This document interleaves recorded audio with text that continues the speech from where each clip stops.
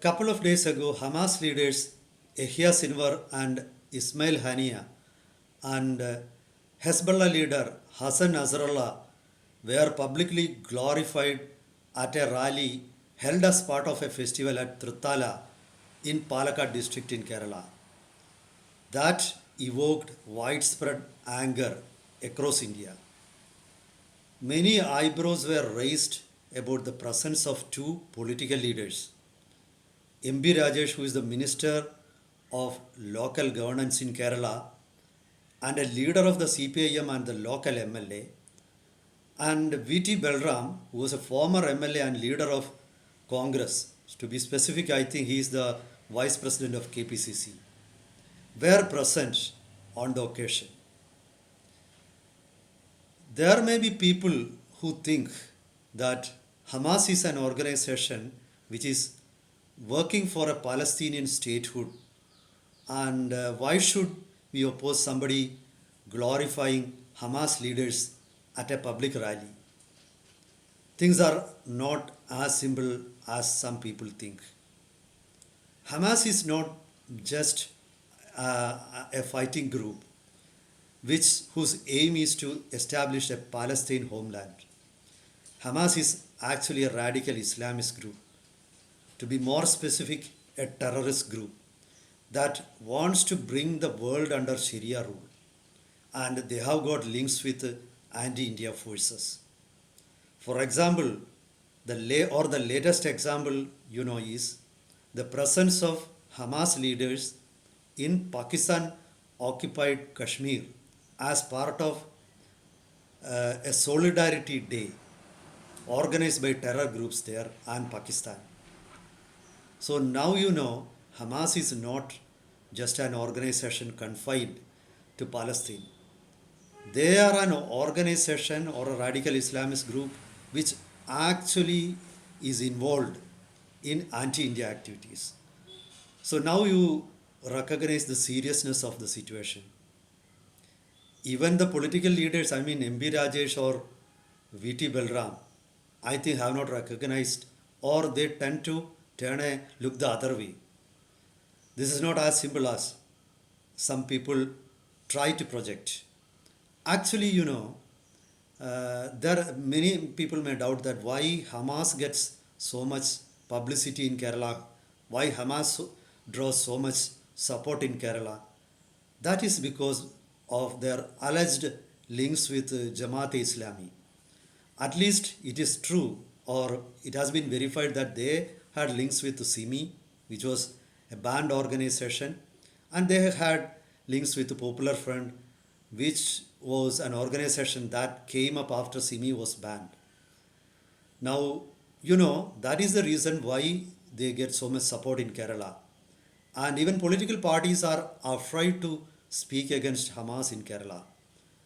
Let's go into the whole issue in detail. Welcome to Insights. I am Hari Kumar. Let's start with the incident itself. A couple of days ago, as I said, photos of those leaders, Ismail Hania and Yahya Sinwar and Hassan Nasrallah, were taken out on an elephant in a procession. There are some reports say that procession was part of an Urus festival at a mosque. Some political leaders say it was a social festival not connected to any mosque festival. I don't know what exactly that was, but anyway, let's leave that aside. And the fact is that the photos or pictures of the Hamas leaders were taken out in a procession, and it amounts to respecting them, because normally in Kerala, the photos which are put on elephant during such processions is that of goats. So now you realize the level of glorification for, or level of approval for Hamas.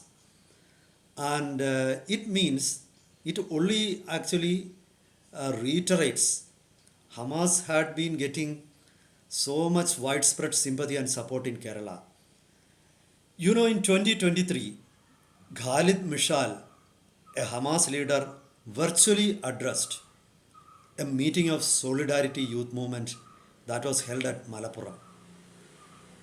Now you realize the seriousness of the situation. That is why I said the praise or support for Hamas rises from the influence of Jamaat Islami in Kerala.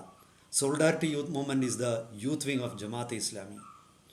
Now, even occasionally, we find that there are many incidents of these radical Islamist groups in Palestine getting support from Muslim groups in Kerala, and even political parties in Kerala.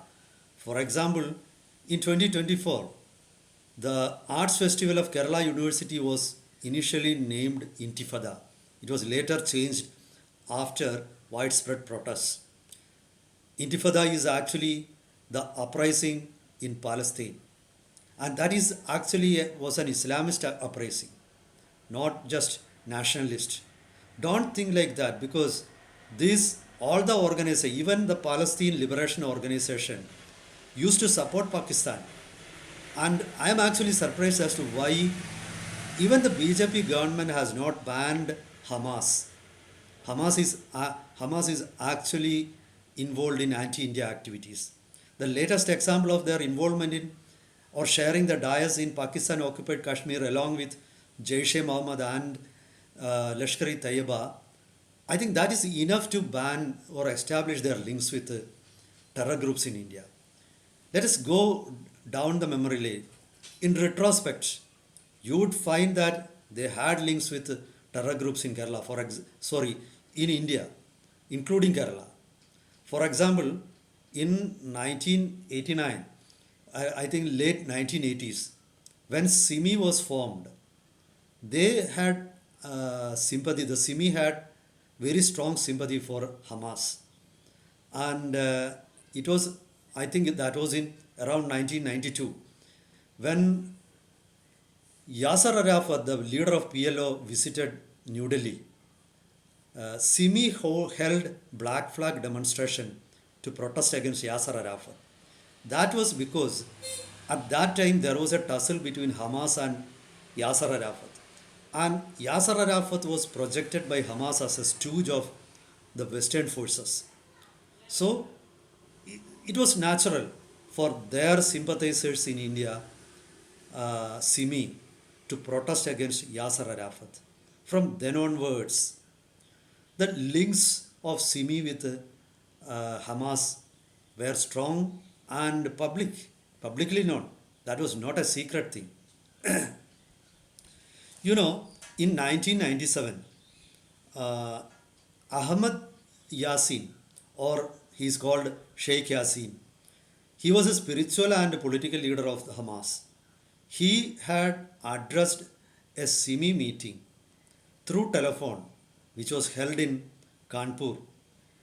I think that meeting was named Halim Conference. So at that Halim Conference, Sheikh Yasin had addressed that. And now it is clear Hamas had got very strong links with anti-India forces, with terror groups in India.